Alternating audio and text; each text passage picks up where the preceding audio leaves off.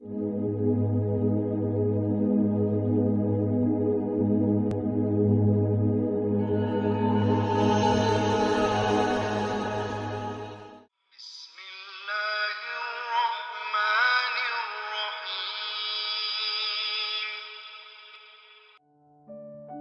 kita menjaga wahdatus syuur, hatinya bisa tetap satu.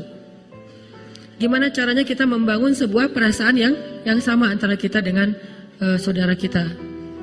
Analoginya sederhana, analogi cowok cewek aja. Gimana biar dia punya perasaan ke kita? Caranya gimana? Gak tahu caranya? Pantesan ya, aduh. Wah, harus saya sharing juga nih, rahasia-rahasia dulu. Caranya, kalau kita pengen bangkitin rasa sehati, ada dua. Pertama, ra'fah, kedua, rahmah. Ini konsep Al-Quran ya, nanti saya terjemahin. Pertama, ra'fah, kedua, rahmah. Apa ra'fah? Ra'fah itu peka. Gara-gara kepekaan inilah, jadilah kita orangnya pengertian. Kalau kita nggak punya kepekaan, nggak pengertian, peka gitu. Kalau telepon jangan lama-lama. Kalau ini dalam analogi ya, jangan lakukan. Nanti saya disalahin lagi. Analogi doang nih. Kita peka, oh kayaknya dia lagi kurang sehat.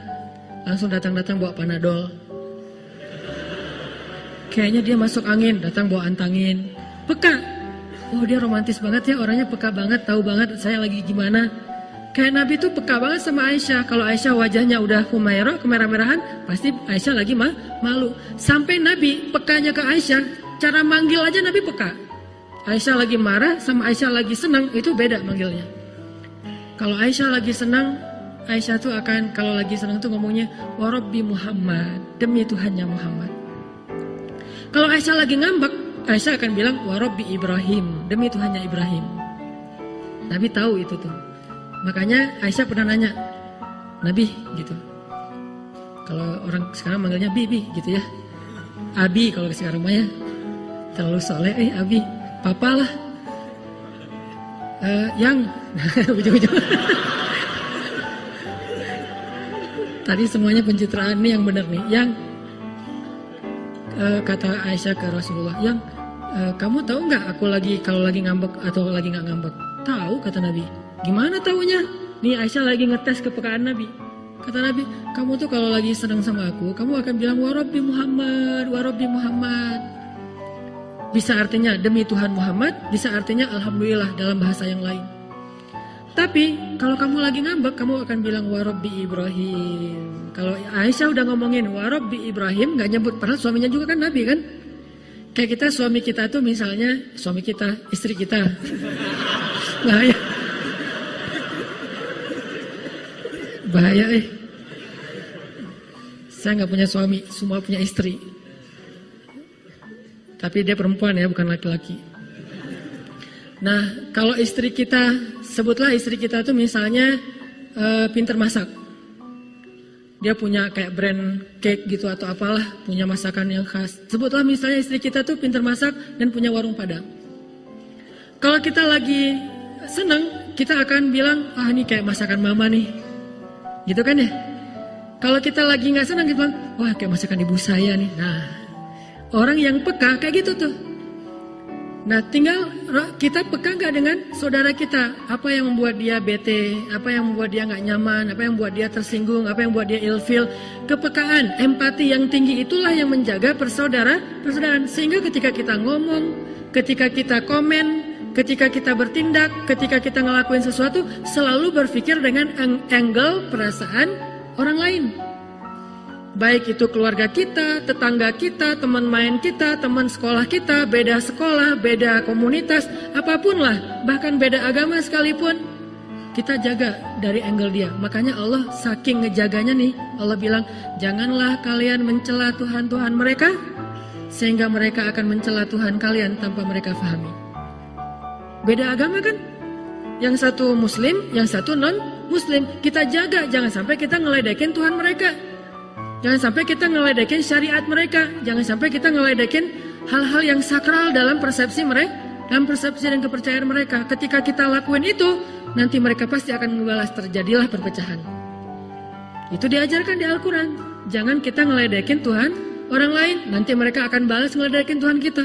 Tapi kalau mereka yang ngeledekin Tuhan kita, ya udah, siapa yang paling baik berarti dialah yang menunjukkan akhlak. Kalau kita mengklaim Islam adalah agama terbaik, tunjukkanlah akhlak kita lebih baik dari mereka, kan gitu.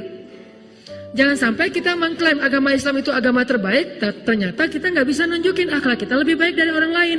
Berarti kita hanya kata-kata yang nggak ada buktinya. Nggak enak mau bilang omong kosong Kata-kata yang nggak ada buktinya nih. Islam terbaik, sunnah terbaik. Apa? Orang Islam tuh apa? Nabi itu akhlaknya uswatun hasanah. Tunjukin. Dan itu amanah di dalam pundak, di atas pundak kita. Ketika kita mengaku sebagai Muslim, berarti kita punya tanggung jawab menunjukkan keindahan Islam kepada manusia. Tanggung jawab. Kayak kita ngaku, saya sebagai orang Aceh, berarti saya mewakili orang Aceh. Kalau saya ngelakuin kesalahan, semua orang Aceh kena gara-gara saya.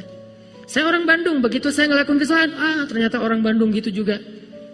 Saya orang Islam, begitu saya melakukan Islam, orang pasti otomatis, walaupun sebetulnya nggak semua orang Islam kayak gitu, tapi tetap gara-gara kita, nama Islam tercoreng. Bisa jadi yang mencoreng nama Islam kita sendiri.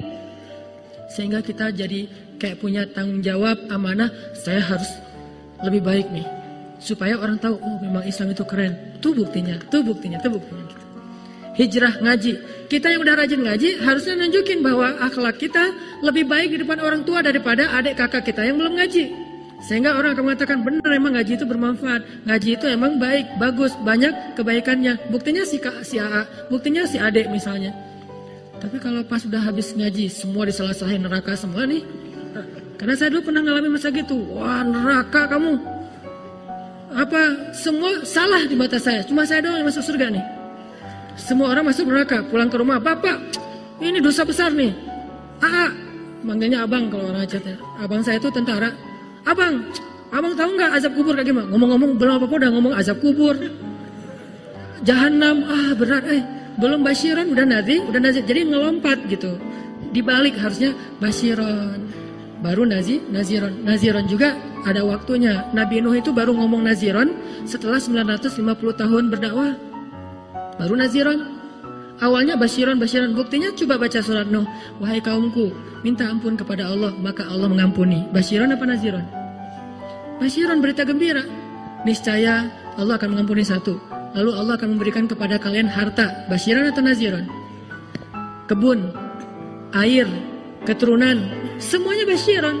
Setelah sekian banyak basyiron, 900 tahun kemudian baru, ya Allah hancurkanlah orang-orang yang mendustakan ayat-ayatmu sehancur-hancurnya. Kapan ngomong kayak gitu? 900 tahun lebih. Dan kita mah baru sekali dibantah langsung hancurkan ya Allah. Belum 900 tahun. Memang kita nggak akan hidup sampai 900 tahun. Tapi setidaknya coba dulu deh. Kalau ketemu sama teman, ngaji yuk. Kayaknya seru juga tuh habis ngaji kita ngopi. Jangan, ngaji yuk. Kalau nggak ngaji lo masuk neraka. Berat belum apa-apa udah neraka. Baru salah dikit neraka. Walaupun mungkin benar, cuman kurang tepat. Sehingga benar dan tepatnya harus jaga perasaan orang lain. Makanya Nabi itu ngejaga banget perasaan orang. Ra'fah bil mu'minina ra'ufun rahim. Itu sifat Nabi. Orang yang sangat ra'fah, jaga perasaan. Saking jaga perasaan, Nabi itu selalu mencari persamaan biar nggak ada gap. Ketemu dengan para penggembala ternak, Nabi ngomongin, tidaklah Allah mengutus seorang Nabi kecuali pasti pernah menggembala ternak. Oh gitu ya Nabi? Ya kalau gitu profesi penggembala ternak keren dong. Keren. Coba cari persamaan kan? Terus ngomong lagi ketemu sama orang miskin yang makan roti keras. Namanya qadid. Rotinya keras. Kalau mau dimakan dicelupin dulu ke air, rendam baru bisa dimakan. Pas Nabi duduk di antara mereka nggak enak hati. Aduh gak enak nih mau ngidangin yang kayak gini ke Nabi. Kan Nabi orang yang mulia. Masa kita hidangin roti yang keras disembunyiin aja, disumput aja gitu. Akhirnya kata Nabi, saya itu anak seorang perempuan yang biasa makan qadid. Oh gitu ya Nabi, yaudah kita makan bareng. Makan bareng. Jadi terbiasa makan qadid. Dari ibunya juga ditunjukin. Ketemu dengan orang miskin. Ya Allah, hidupkan saya sebagai orang miskin. Matikan saya sebagai orang miskin. Bangkitkan saya bersama orang miskin. Tapi jujur ya doanya. Kadang-kadang kita kayak basa-basi gitu ternyata terjadi. Ya Allah kok gitu banget sih. Basa-basi doanya. Kalau Nabi mah jujur. Emang siap dengan konsekuensi doa itu. Saya kira doa itu kayaknya satu-satunya doa Nabi yang susah diamalkan. Ada yang pernah ngamalin? Dan saya juga yang ceramah gak berani. paling doa ya Allah rezeki yang halal, yang thayyib, yang berlimpah. Nggak ada berani ya Allah hidupkan saya sebagai orang miskin. Malam sepertiga malam lagi hujan, lagi baper berat, coba doain itu kalau berani. Satu-satunya doa yang kita berharap nggak dikabulkan ya Allah jangan dikabulkan, cuma basa-basi doang misalnya, itu bahaya. Ketemu orang miskin, Nabi ngomong kayak gitu. Ketemu sama orang kaya, Nabi akan bicara tentang sebaik-baik pekerjaan adalah berdagang. Coba. Jadi semua orang itu jadi happy gitu kalau ketemu Nabi. Ada aja pembicaraan yang sama sama mereka. Walaupun kadang-kadang Nabi kayak iseng gitu, nggak godain doang, tapi tetap dibesarkan hatinya dan motivasi. Nabi, kata seorang nenek-nenek, Nabi kan udah pernah ke surga, ngelihat saya nggak di surga? Enggak tuh, nggak pernah ngelihat nenek-nenek kayak ibu di sana. Gitu. Sebelum dia nangis, daripada dia antar nangis unfollow kan, wah jangan deh. Langsung Nabi bilang, karena ibu nanti di surga akan muda lagi. Oh Nabi selfie. Dicari sesuatu yang selalu bikin orang happy. Duduk sama Ali makan. Ali kan gitu ya, mau godain Nabi dibalas. Ini menunjukkan zakat cerdasnya Nabi itu. Makan, tulang-tulangnya ditaruh di tempat Nabi semuanya. Kayak makan ayam gitu atau ikan, pokoknya tulangnya ditaruh tempat Nabi. Pas sudah selesai makan, Ali bilang, Nabi makannya paling banyak tuh, tulangnya numpuk, kata Ali. Kata Nabi, Ali tulang-tulangnya juga dihabisin. Wah, lebih ngeri daripada Nabi. Nabi tulangnya masih disisain, Ali tulangnya dihabisin. Oh iya, coba. Ali itu terkenal sahabat cerdas loh, tapi masih kalah cerdas sama Nabi. Tapi kan ledek-ledekan ya, jadi kita sama teman supaya akrab bisa kayak gitu, selama tidak sara, nggak terlalu ke pribadi, jangan pakai kata-kata J lah, kasihan ya. Udah aja, statusnya titik-titik gitu doang, nggak usah sampai jelas gitu teh. Menjaga perasaan. Saya jaga banget perasaan kalau di caption tuh. Makanya teman-teman kalau yang memperhatikan, caption saya tuh berganti dalam hitungan menit. Posting, aduh kayaknya ada yang salah ngomong nih, langsung ganti caption. Kenapa? Takut ada yang tersinggung, takut ada yang... Ini namanya ra'fah, menjaga jangan sampai menyinggung orang lain. Bukan labil itu teh, dikit sih. Apalagi kalau lagi nulis caption habis dimarahin istri kan, itu paling sering ganti tuh. Jadi teman-teman kalau ngelihat saya captionnya gonta-ganti, Ustadz habis dimarahin istri ya. Labil.